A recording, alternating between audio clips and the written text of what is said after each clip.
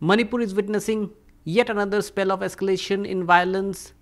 Security forces have gunned down 10 youths whom the security forces have claimed to be militants. However, the Kuki Zomi groups have said that these tribal youths who were gunned down in Jiribam district bordering Assam were actually village volunteers from the Kuki Zomi side. However, security forces say that they were carrying automatic weapons and even RPGs.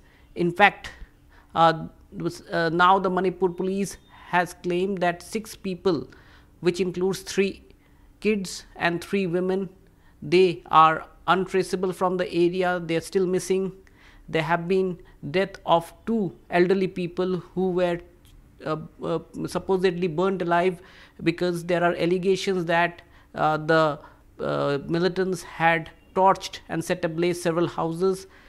This comes after a Mar lady who was brutally killed, shot dead and allegedly raped and then burnt alive inside her own home in Jiribam district. That's how the violence sparked in Jiribam after peace being there for almost a month. Remember, in the month of September there was major escalation in Jiribam. Now that lady has been allegedly killed by insurgents from the valley based groups. She is from the Mar community, which is a tribal community, and therefore the Kuki Zo community have been asking for justice. And now that these 10 youths who have been killed, who have been claimed to be militants by the security forces, the Kuki Zomi groups have launched protests.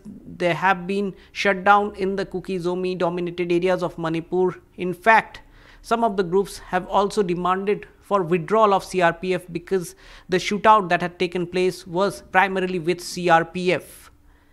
In the valley region, now some of the civil society groups have also given a call for shutdown, and they have given an ultimatum to the state government for finding out the kids and the women who are missing. So therefore, the Manipur government, the security forces and center once again find themselves up against demands of civil society groups from both the Meitei and the Kuki side.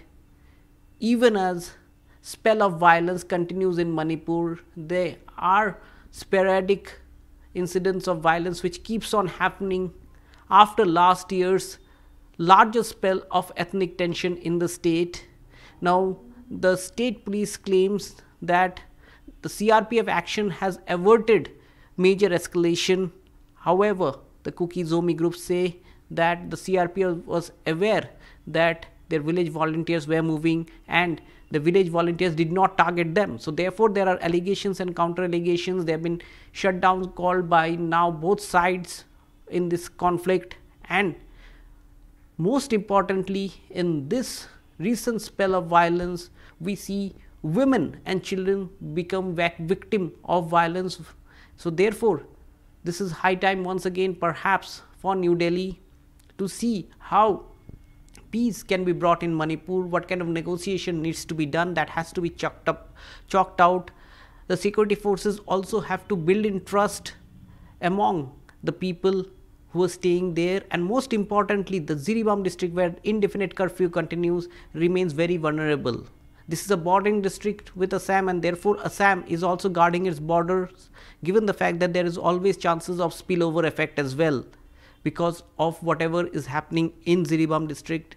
Even as there are efforts which are being taken by center with backdoor negotiations, however, this spell of violence has once again pricked up sentiments, and there are the civil society groups who are protesting both from the valley and from the hillside.